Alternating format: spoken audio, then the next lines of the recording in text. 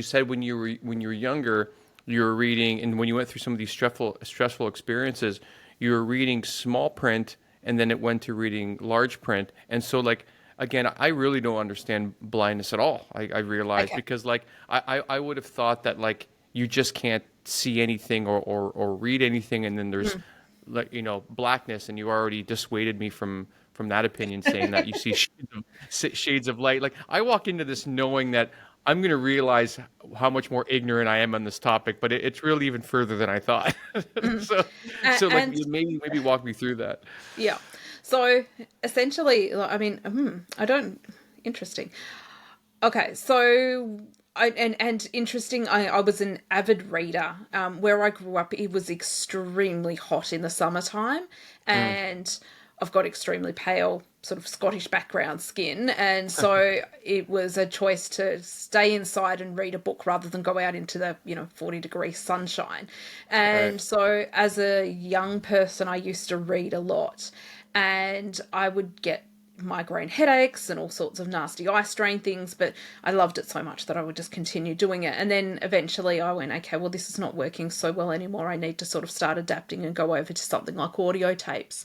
But, in the school sort of situation, it went from having just, standard photocopied handouts that everybody else was getting to saying, okay, well, now instead of giving me the same sort of printout on an A4 size piece of paper, maybe I need it on an A3 size piece of paper. So instead of, having size Oh. 10 font, I was needing to read, maybe size 20 font.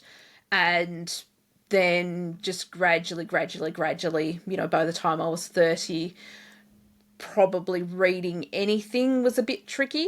And Hmm. now, yeah, like, I mean, you can hand me the piece of paper and, you can have, one letter on the size of an A4 size piece of paper, and I'm going to struggle to see what it is.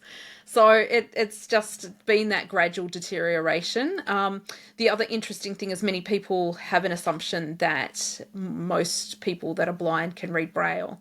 Hmm. And in actual fact, that is not something I can do. So many people ask me, "Oh, what does that say? Oh, you look, you can read the Braille on the lift or whatever it happens to be." And I'm like, no, I can't. Like, it's just Right. as much as a mystery to me as it is to everybody else. And I did look into it when I lost that significant amount of vision, sort of, Hmm. when I was around 30 or so. I went, oh, you know what? Maybe I should learn to read Braille.